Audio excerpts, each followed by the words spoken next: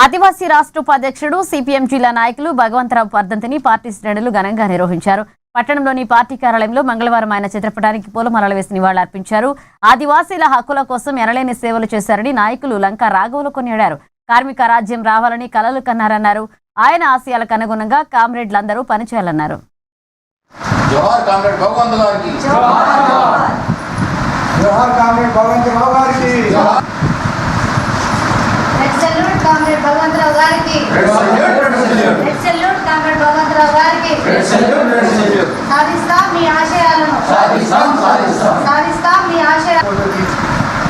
Comrade Bhagavantha Rao గారు CPM party జిల్లా నాయకులు, ఆదివాసీ సంఘం రాష్ట్ర ఉపాధ్యక్షుడు.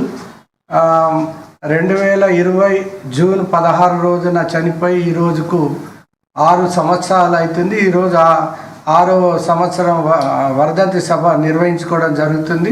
కామ్రేడ్ భగవంతరావు గారు ఆదివాసీలో పీటీజీ తెగలో పుట్టినటువంటి వాడు. ఊట్నూరు మండలంలోని కామాయిపేటలో పుట్టి మొత్తం జిల్లాకు రాష్ట్రానికి ఎంతో సేవ చేసినటువంటి వాడు. దాదాపు ఊట్నూరులో మండలంలో 101 గ్రామాల్లో కొలామోళ్ళు కానీ వీళ్లకు ఆదివాసులకు కానీ సేవ చేసినటువంటి మహానాయకుడిని కోల్పోవడం చాలా బాధాకరమైనటువంటి విషయం. ఆయన రాత్రి దినం నిరంతరం కొలాం జాతి వాళ్లకు, ఆదివాసుల కోసం, పేదల కోసం పనిచేసిండు.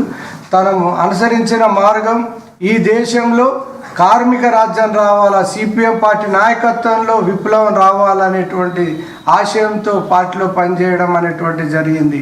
మేమందరం కూడా ఈరోజు ప్రతిజ్ఞ చేస్తున్న వారి ఆశయాన్ని ముందుకు తీసుకుపోవడం కోసం మేము కృషి చేస్తామని, ఖచ్చితంగా ఈ దేశంలో సోషలిజం విప్లవాన్ని తీసుకొచ్చే విధంగా మా పోరాటాలు అనేటువంటివి ఉంటాయి. ఎప్పుడు చిరస్థాయిగా భగవంతరావు గారు మన పేదల గుండెల్లో, కులాం జాతిలో, ఆదివాసీ ప్రజలలో ఉంటాడని చెప్పి